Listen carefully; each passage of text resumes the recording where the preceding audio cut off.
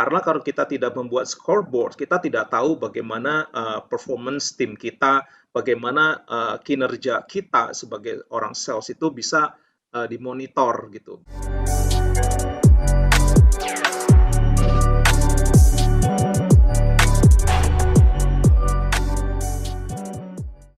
Ini waktunya terbilang sangat singkat, Pak Eloy, tapi kita harus bisa maksimalkan ya, Pak Erwin ya, untuk membahas step-step yang berikutnya. Ada step ketiga dan juga step keempat. Apakah memungkinkan untuk membahas semuanya? Silakan, sebisa mungkin, sesimpel mungkin, Pak Erwin. Ya, jadi step ketiga itu compelling scoreboard. Untuk orang sales itu sebenarnya kita memiliki KPI atau apapun usaha apa namanya di industri yang kita sedang jalanin, sales itu adalah untuk bisa capai target bulanan harus bisa mencapai target mingguan, dan setiap hari itu kita perlu membuat scoreboard, artinya pencapaian kita di tanggal-tanggal tertentu. Mungkin kalau misalkan apa namanya ada banyak metode bagaimana kita bisa membuat scoreboard ya. Dalam tanggal 15 misalkan, kita harusnya bisa mencapai 50% dari sales kita, dan itu kita catat. Jadi kalau misalkan tanggal 1 kita harus bisa mencapai mungkin 3% begitu, 4 atau misalkan 5%. Pokoknya tanggal 15 itu kita harus bisa mencapai 15%. Itu kita catat. Kalau misalkan tanggal 1, 2, 3 kita nggak capai target, berarti kita di tanggal 4, 5 itu kita harus bisa mencapai target lebih lagi gitu, supaya target satu bulan kita bisa tercapai. Pentingnya scoreboard itu adalah seperti itu.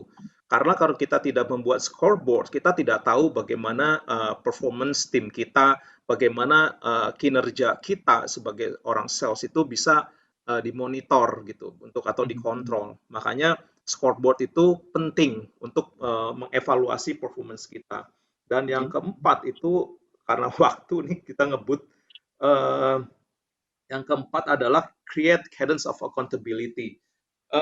Accountability ini diperlukan sesuai dengan apa namanya basic apa namanya mengenai basic trainingnya Pak Eloy adalah theocentric motivation. Jadi sebagai kita yang apa namanya percaya bahwa theocentric is the everything. So kita semua pasti bisa memiliki accountability yang bertanggung jawab gitu. Kita punya integrity yang kita perlu melakukan review secara berkala dengan tim untuk bisa memantau pencapaian lead measures dan lag measures kita, yaitu dengan cara daily sales review, weekly sales review, atau monthly sales review.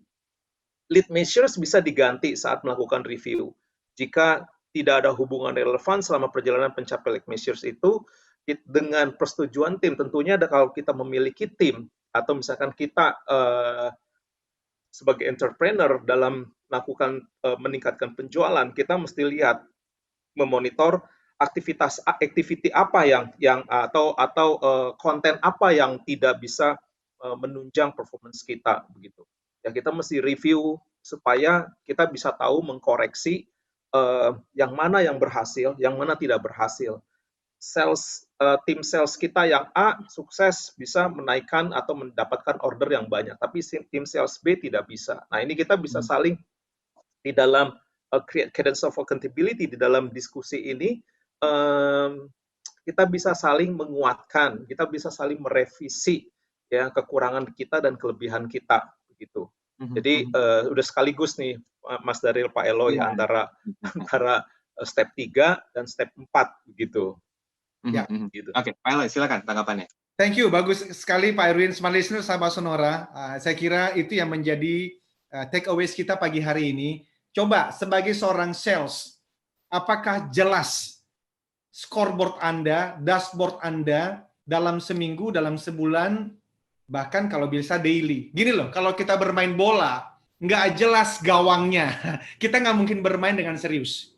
Ya kalau kita anak-anak di komplek gitu ya, atau waktu kita masih kecil, kita main basket, kita main bola, badminton, lalu kita bilang, ini kita mainnya gimana nih, pakai skor apa enggak nih? Udahlah main-main aja. Kita akan mungkin memberikan the best of you.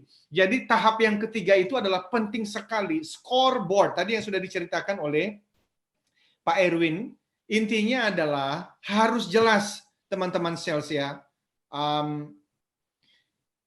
ukuran dari menang kalahnya Anda setiap minggu itu masih jelas, dan itu sebetulnya bagian dari kerjaan sales leader memastikan. Dan yang terakhir, review untuk membangun culture of akuntabilitas tadi. Ini banyak sekali, mohon maaf kita memang ngebut, tetapi saya kira sudah memberikan gambaran. Seorang leader itu ya pertama tadi yang kita bilang bahwa dengan fokus dari seorang leader adalah mencapai goals yang sudah ditetapkan oleh manajemen atau perusahaan.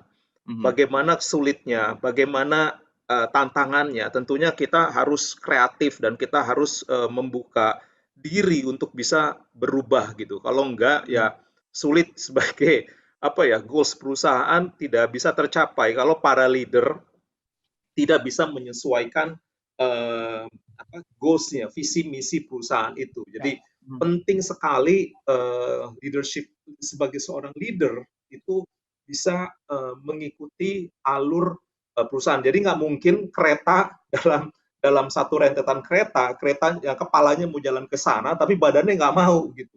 Tentunya semua tidak akan tercapai. Menurut saya begitu. Mungkin Pak Eloy bisa menambahkan. Terima kasih. Thank you. Singkat saja Pak Eloy. Yes, jadi kita ini bicara mengenai eksekusi kan. Eksekusi itu dimulai dari strategi.